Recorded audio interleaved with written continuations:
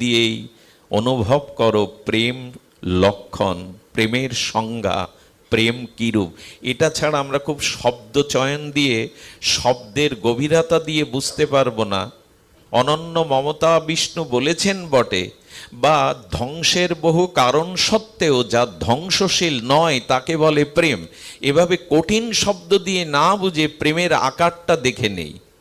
পৃথিবীর মানচিত্রটা সামনে থাকলে জাপান কোথায়, যুক্তরাষ্ট্র কোথায়, এটা আমরা মানচিত্রে একটু অনুমান করতে পারি, যদিও মানচিত্রটা বিশ্ব নয়, কিন্তু অঙ্কিত মানচিত্রে আমাদের একটা ধারণা হয়।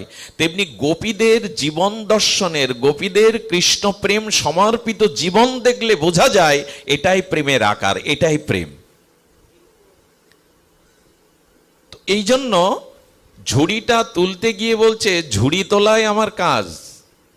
বলেন তুলতে পারছি না তো কি করব, তুমি তুলে দাও। বলে তুললে কি দেবে? তোমার মাথায় গোবর তুলে দিলাম, শুধু শুধু দেব? বলো দেখো, তুলে দিলে একটা প্রাপ্তি আছে তোমার। প্রাপ্তিটা হলো এক একটা ঝুড়ি তুলবে আর এক এক মুঠো মাখন পাবে। আপ্তকাম পুণ্যকাম সর্বসমর্থ ভগবানের গোবর ঝুড়ি তুলে দেওয়ার বিনিময়ে এক মুঠো মাখনের লোভ দেখাচ্ছে।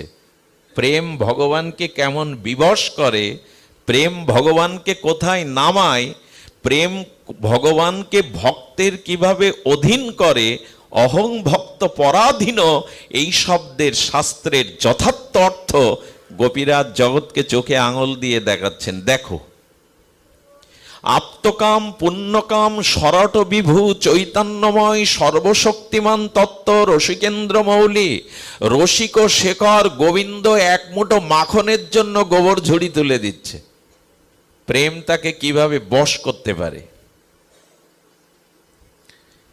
জ্ঞান কর্ম যোগ ধর্মে কৃষ্ণ নহে, এই শব্দগুলো কোটিবার শুনেছেন, তবু বারবার শুনতে হবে।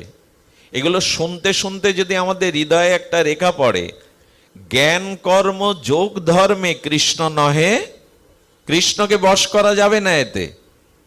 জ্ঞান কর্ম যোগ এর দ্বারা কৃষ্ণ বশ হবে না। কৃষ্ণ বশ হেতু একমাত্র প্রেম ভক্তি রস। এই প্রেম ভক্তিতেই তিনি বশ হবেন, পরাধীন হবেন। স্বতন্ত্র ভগবান তার স্বতন্ত্রতা হারিয়ে ভক্ত পরাধীনতা স্বীকার করবেন একমাত্র প্রেমে। প্রেম যতটা আমরা সহজ মনে করি ততটা সহজ নয়। অনুভূতির জন্য, লক্ষণা প্রেমের জন্য গোপীরা বলছেন, আচ্ছা